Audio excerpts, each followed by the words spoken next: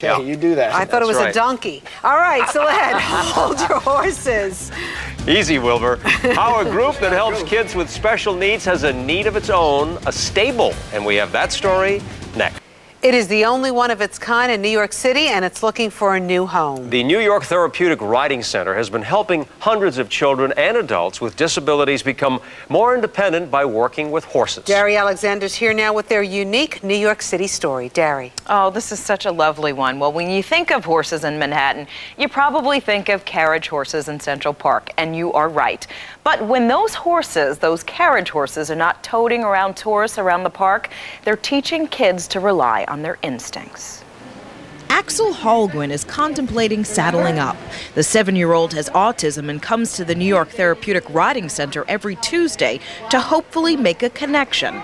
There, he does it. As Axel sits on Alvin walking around their makeshift ring, he's developing mental and physical concentration. When you're on a horse or any animal that's that size, you are stimulating your vestibular system. And what that means is things are going on inside your body, and your inner ear is what's challenged in that sense, and you have to keep your balance. So while Axel focuses on his task, Leah saddles up for hers. The 8-year-old was born in China with polio. So when she's not on a horse like Leo, she spends a lot of time in a manual wheelchair. It's been a wonderful confidence booster. It's helped with her physical strength, and her physical therapy. This is physical therapy.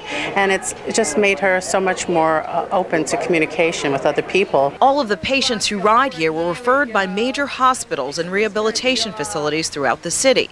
Officials at New York's Housing Authority are so impressed with the program's results, they're recruiting disabled city kids for the program. We have, in the last couple weeks, done mailings to over 5,000 NYCHA families with youth with disabilities, and we will receive candidates that will come directly to Richard Brody. Richard Brody is the proud papa of the program. He created it in 1998 especially for people who live in NYC. You've got fine programs in suburban and rural areas all over the country, but there was nothing happening here in New York City, and I said, well, I think we deserve a program. But herein lies the problem. The program is looking for a permanent home. Right now it's housed at Chateau Stables, a place where carriage horses are kept, and a goat named Sandy.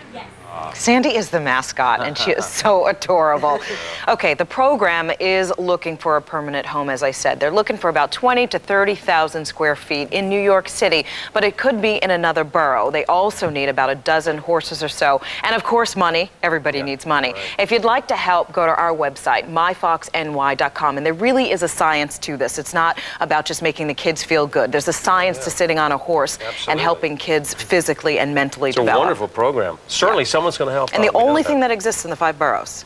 Dari, thank you very much for the information.